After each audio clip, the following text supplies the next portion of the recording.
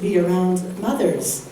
Scott mentioned that song was for his mother, and I'm going to talk this morning a little bit about my mother. I want to use my mother's life, which recently ended. My mom made her transition, we call it in this teaching, on May 19th.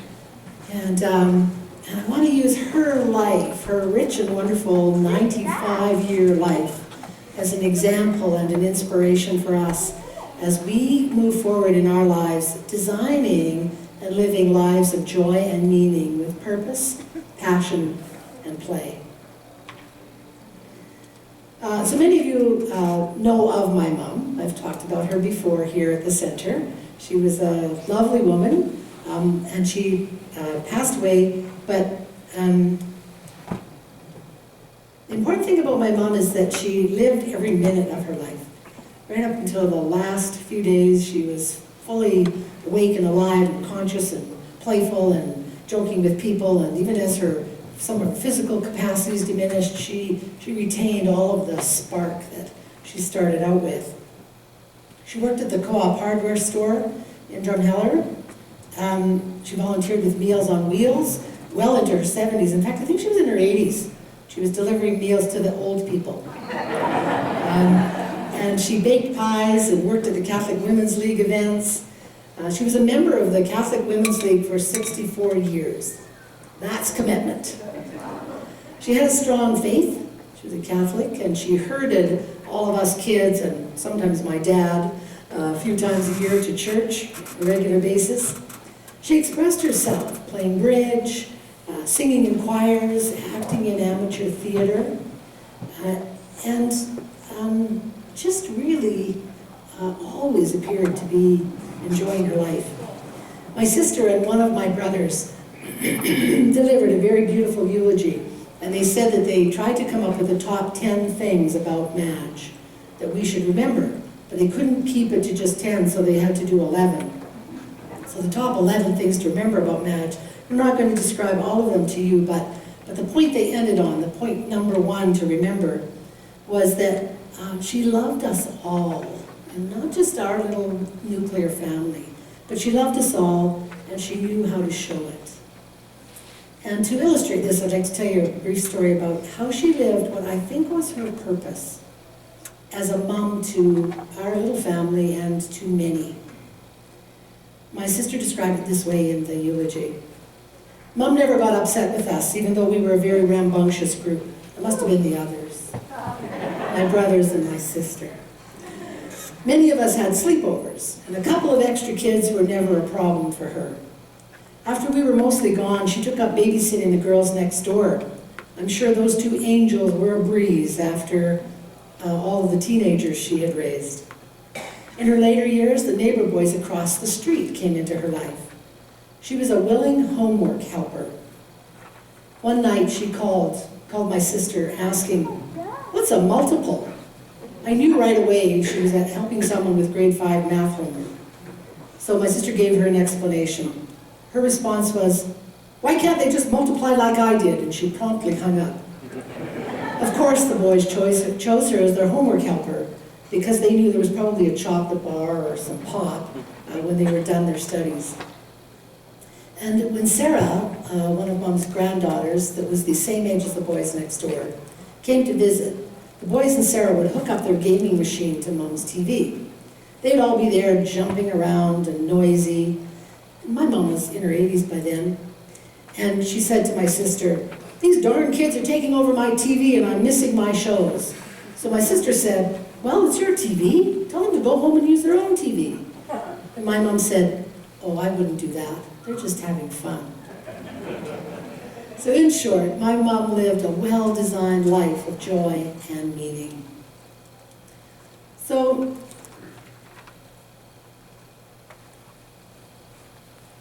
we have the technology.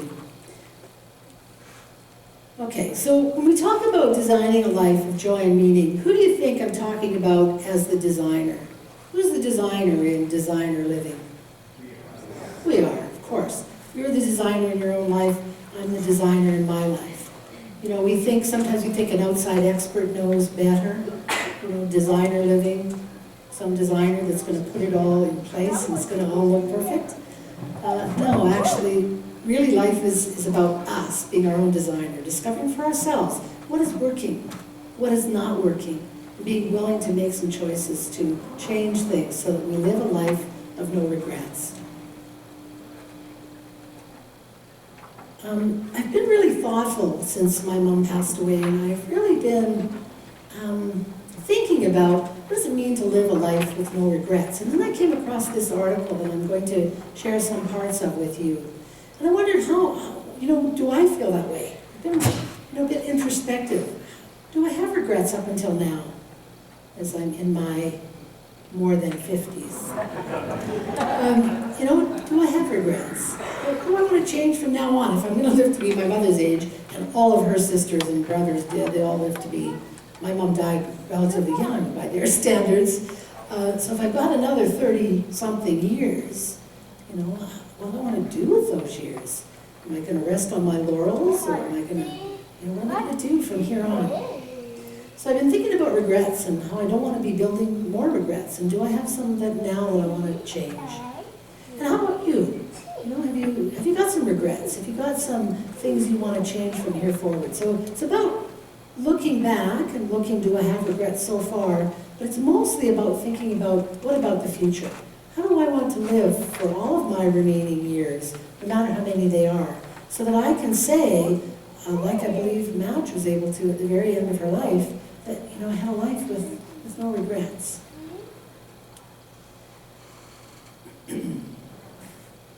So I came across an article recently on Twitter. It caused me to think about the importance of this, along with this reflecting on my mom's life. And it's actually based on a book written by a palliative nurse who counseled people in the last weeks of their lives, and the last days of their lives. She revealed the most common regrets that people have toward the end. She's an Australian nurse. I think her name is Bronnie. It says Bronnie here. I don't know if it's Bonnie, but Bronnie or Bonnie Ware spent several years working in palliative care, and she recorded their dying epiphanies in a blog, and it got so much attention that she actually wrote a book about it, and the book is called The Top 5 Regrets of the Dying. And she writes of the kind of the phenomenal clarity of vision that people gain at the end of their lives, and how we might learn from that wisdom. And when questioned about any regrets that they had, she said that common themes from people surfaced again and again. So I'm going to go through the top 5 regrets. Again, not to cause you to feel bad or worried, but just to prompt us all to think about what do we not want to regret as we move forward. So the top 5 regrets that people mentioned. First one was, I wish I'd had the courage to live a life true to myself, not the life others expected of me. I did some career counseling with people at TransAlta years ago when I was working in HR. And the career counseling that I did, there were many, many people who were mid-career who said, I don't even know how I got into this career. I think I got into it because one person who was an accountant said, I was good at numbers, so it made sense to go to university and take accounting, but I hate it. Other people said, well, my parents kind of thought that, my dad's a doctor, and so, my mom's a this, and so I just kind of drifted into this. So what others expected of me was where I went. And so some of these people were questioning and making some changes in their lives at that point, even mid-career, in well-established careers, to say, this is not a fit for me anymore. And Ms. Ware said this was the most common regret of all. When people realize their life is almost over and they look back clearly on it, she said it's easy for them to see how many dreams have gone unfulfilled. And most people had not honored even half of their dreams, and they were going to die knowing that it was due to the choices they had made or not made. The second one, she said, was common was, I wish I hadn't worked so hard. And she said this came from every male patient that she nursed. She said they missed their children's youth and their partner's companionship. She said women also spoke of this regret, but many of the women that she interviewed were kind of another generation, and so many of them either hadn't had jobs outside their home or they weren't the main breadwinner, so this was less common among women, but still some had felt that. And she said all of the men she nursed deeply regretted spending so much of their lives on the treadmill of a work existence. The third one is, I wish I'd had the courage to express my feelings. She said many people suppress their feelings in order to keep peace with others. As a result, they settled for a kind of a quieter or a mediocre existence and never became who they were truly capable of becoming. And it's her theory that many developed illnesses relating to the bitterness and resentment they carried as a result. The fourth one was, I wish I'd stayed in touch with my friends. She said often people wouldn't really realize the benefits of old friends until their dying weeks, and it was not always possible to track down their friends. I've had an incredible experience as my mother passed and we moved into having the funeral and doing all those things you do. I have my kitchen area covered with cards and still some flowers from people that I have not paid much attention to in the last few years, and all kinds of friends and people whose lives are touching mine and whose life I am touching. So I'm in touch with this one. She said many had become so caught up in their own lives that they let golden friendships slip by over the years. And there were many deep regrets about not giving their friendships the time and the effort that they deserved. She said everyone misses their friends when they're dying. I also had a beautiful moment.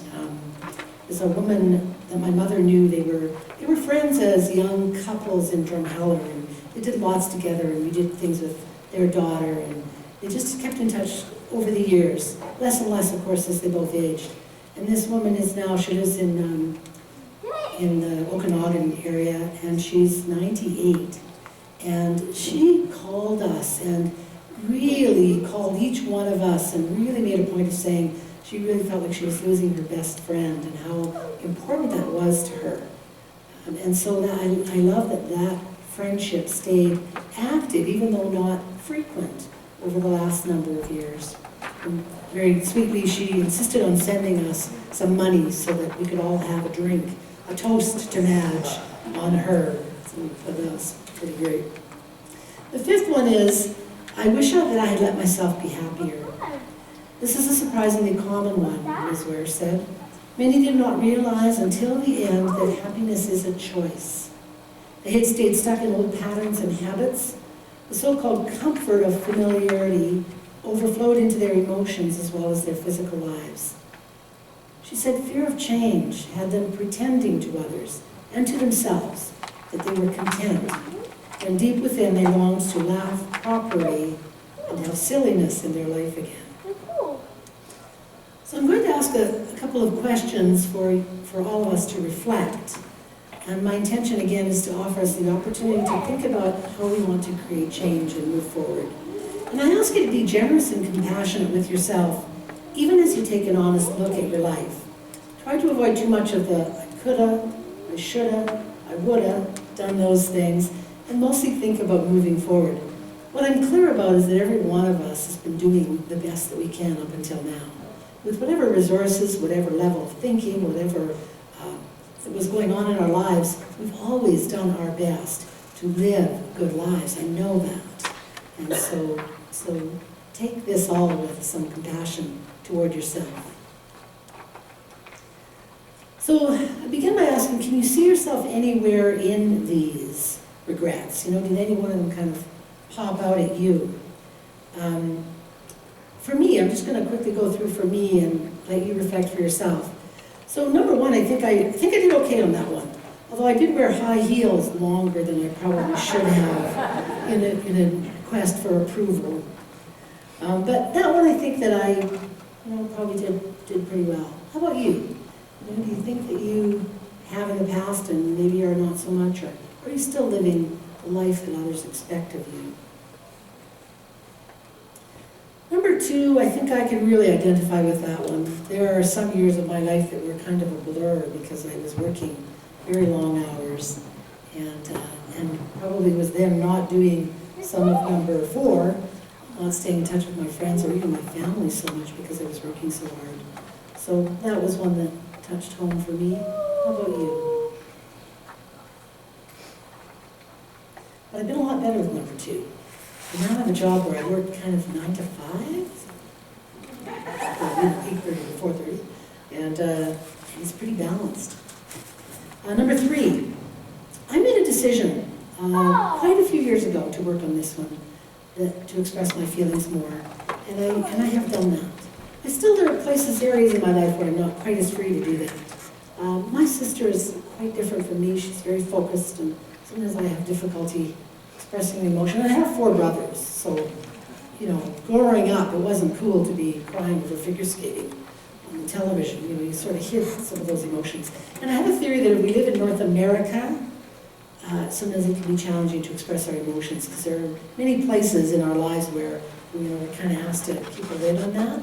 Although I think life is changing a bit with that, don't you?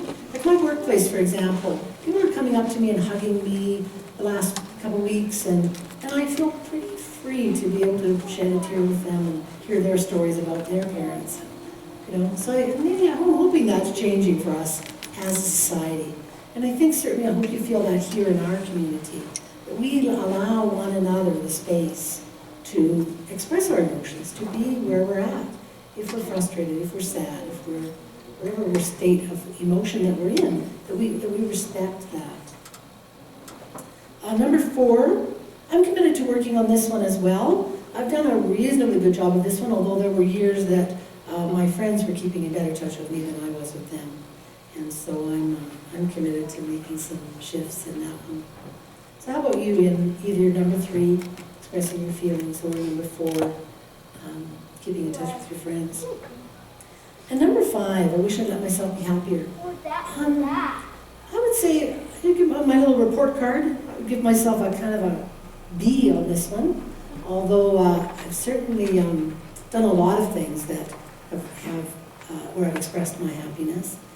But since Mom passed, I'm also just really thinking about this one and saying, Marjorie, maybe it's time to really not sweat the small stuff. And since she's gone, I'm already getting clearer on what the small stuff is. The small stuff in your life? And you know what I'm figuring out? About 90% of it is small stuff, right? Yesterday, I could have been doing some of the busy things that I do. I could have been working more on this talk. And instead I called my brother and sister that still live in Drumheller, and I went down to Drumheller for the day, beautiful sunny day. Went out to the Last Chance Saloon in Wayne, and we had a beer and had some lunch together, and that was a really fantastic way to spend a day. And I felt happy doing that. So I'm committed to doing more of that. How about you? Are you going to wish you would let yourself be happier, or are you doing that now? So what's your greatest regret so far, and what will you set out to achieve or change before you make your transition? Not that I'm, again, not saying it's imminent. Something else that prompted me on this particular comment, or this particular talk, was I saw an interview with Rob Lowe, being interviewed by Oprah Winfrey. Rob Lowe he was a child actor, cutie patootie kind of heartthrob guy. And then he's been on the West Wing, and he's done many serious roles since then. And he was talking about his life, and he said that a few years ago, one of his sons left home, went off to university, and he said he was a basket case. He was just a mess. He was crying all the time. He was just a big mess. And he said to one of his friends, and now the second son is leaving, and he said to one of his friends, I heard it's easier the second time around, and the friend said, oh no, it's worse. He said, oh no. So he was talking about this huge transition in his life, and he said to her, and the comment that stayed with me was, he said, I realized it's not enough for me to just try to keep going. He said, I realize I have to design my life from here on. So he's in his 50s, so what I know is it's never too late to be thinking about how do we want to design from here on in. So for me, all of this idea of living a life of purpose, passion, and joy is about creating joy and meaning. Expressing the joy that we are, thinking about what is meaningful to me. So in your life, think about for a moment, what are some of the things that give you joy?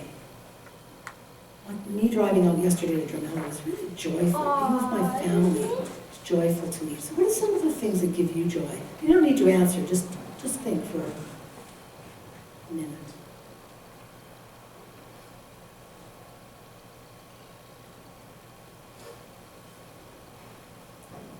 And what are the things that give your life meaning? And often they intersect. It's not that it's like a Venn diagram, right? Two ovals and they overlap each other. So there are things that offer us joy and meaning. And things that we do for meaning that maybe aren't always joyful in every moment. I don't always want to get up on Sunday morning and come here as glorious as you all are. So some things we do for commitment and some things we do for joy, and often they intersect. In terms of purpose, what is your purpose and how are you living it? What's your passion and how do you express it? I think for my mom, her purpose was being a mom, being loving, being giving. Her passion for mom was singing and performing, singing and performing, which wasn't that easy to keep up while she had 6 kids at home. Right? I remember when we were little kids, she'd go off to Sweet Adelines or go do some of the things that she loved to do, in addition to being a parent. And play. How do you love to play? Do you regularly engage in play? Again, with my mom played bridge. She loved to travel and have adventures, but I think mostly her play was, she had a playful attitude. She just always maintained this sense of fun. Even up until the last, she was making jokes with her caregivers, and people, they liked to go to Madge's room because she'd have some little funny thing to say to them. She loved little jokes. I bought her one of those joke-a-day calendars that are just terrible. They're the worst jokes ever. My mom would rip the calendar off and share these goofy jokes with people. So I think her play was really a playful attitude as much as anything else. So just thoughts to leave, questions to leave with you. And I'm not going to try to give you any kind of prescription for that. There are a gazillion self-help books if that's helpful to you. But also I think it's more just about awareness, just giving it a little bit of time, just thinking about it a little bit, making a few new choices. And I think that, but I'm going to offer you just in closing, a couple of little spiritual ideas about, to help us remember how powerful we are, help us clear a little of the stuff we may have accumulated that keeps us from living our purpose, passion, and play, and free our hearts and minds to rediscover and redesign our lives. Because the spiritual good news is profound and simple. It's never too late. It's simpler than we think. We have the resources of an entire universe at our disposal. It's just waiting to rush in and give you all of your heart's desires. So Ernest Holmes wrote, "A religion is not something merely to be lived here at a Silmar." A Silmar is a conference or a retreat that he was at that has been done in our teaching for a long time. So our religion is not something to be lived merely